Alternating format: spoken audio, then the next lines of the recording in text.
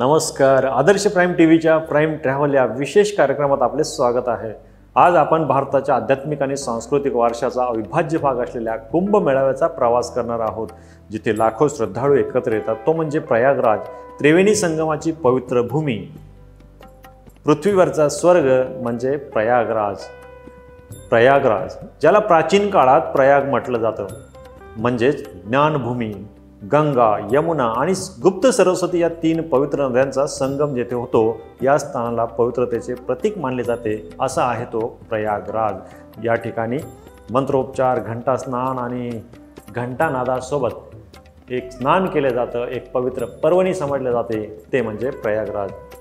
कुंभमेळावा हा केवळ धार्मिक सोहळा नाही, तर एक आध्यात्मिक यात्रा सुद्धा आहे। भारतीय पुराणकथेनुसार देवदेवतांमधील समुद्र मंथनातून अमृत कलशाचा उगम पावला आणि या अमृत कलशातील काही थेंब पृथ्वीवरती 4 ठिकाणी पडले, ते म्हणजे हरिद्वार, उज्जैन, नाशिक आणि प्रयागराज।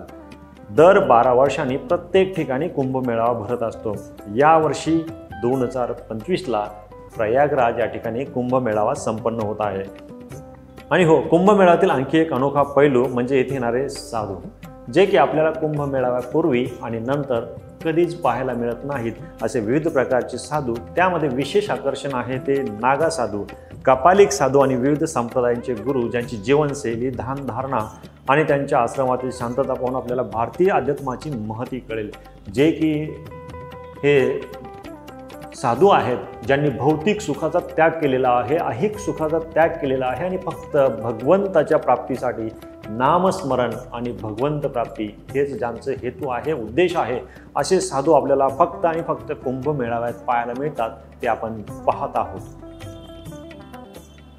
आणि हो, एवढा मोठा लाखोच्या नाही करोडोंच्या संख्येने कुंभमेळावा संपन्न होत आहे, म्हणजेच या ठिकाणी बाजारपेठ सुद्धा फुललेली असते। आणि अशीच बाजारपेठ या ठिकाणी प्रयागराजला सुद्धा फुललेली आहे। इथल्या दुकानांमध्ये पवित्र गंगाजल, धार्मिक वस्त्र आणि स्थानिक हस्तकलेचे नमुने सुद्धा पाहायला मिळतात। प्रयागराजच्या प्रसिद्ध कचोरी, चाट आणि अल्ला राजा मिठाई या विविध प्रकारच्या मिठाई खाल्ल्याशिवाय ही यात्रा मात्र पूर्ण होत नाही, कारण आपण जिथे जातो तिथली वैशिष्ट्यपूर्ण गोष्टी आपण अनुभवल्या पाहिजेत आणि ही गोष्ट मात्र चाखल्याशिवाय ही यात्रा पूर्ण झाल्यासारखी वाटत नाही। आणि हो, मन तृप्त झालं एकदा चाट, कचोरी, मिठाई पोटात पडल्यानंतर जसा सूर्य मावळतीला जातो आणि प्रयागराजमध्ये एकच लगबग सुरू होते, ती म्हणजे माँ गंगा आरतीची वेळ।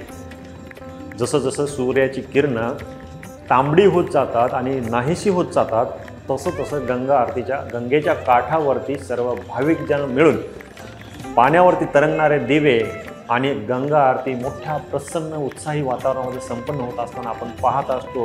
आणि त्या ठिकाणी एक मंत्रलेलं वातावरण तयार होतं आणि हे वेगळंच आध्यात्मिक वातावरण आपल्या मनावरती गारुड पसरवतं। या ऐहिक सुखाला आपण कितीही पैसा खर्च केला तरीसुद्धा ही गोष्ट आपण विकत घेऊ शकत नाही, ती या गंगा आरतीमध्ये मिळते।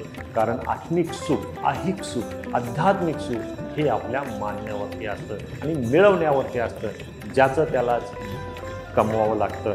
हे सुखसुद्धा या ठिकाणी गंगा आरतीमध्ये पाहायला मिळते। कुंभमेळावा हा एक धार्मिक सोहळा नसून ते भारतीय संस्कृतीचा आत्मा आहे। इथे येणाऱ्या प्रत्येक व्यक्तीला नवी ऊर्जा, श्रद्धा आणि आनंदाचा अनुभव मिळतो।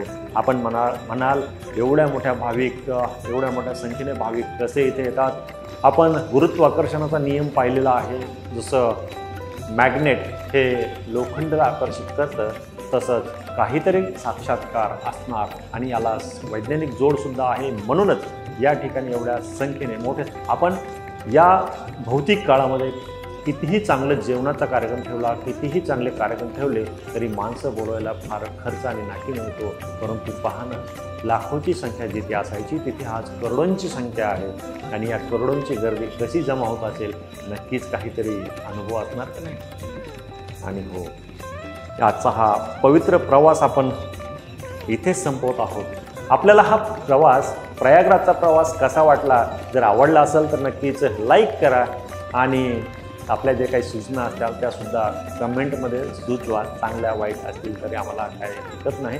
आपला सुझाव हा आमच्यासाठी, आपल्या सूचना आमच्यासाठी नक्कीच नम्र असतील. आणि आदर्श प्राईम चॅनलला आपण लाईक, सबस्क्राईब, फॉलो नक्की करा. धन्यवाद.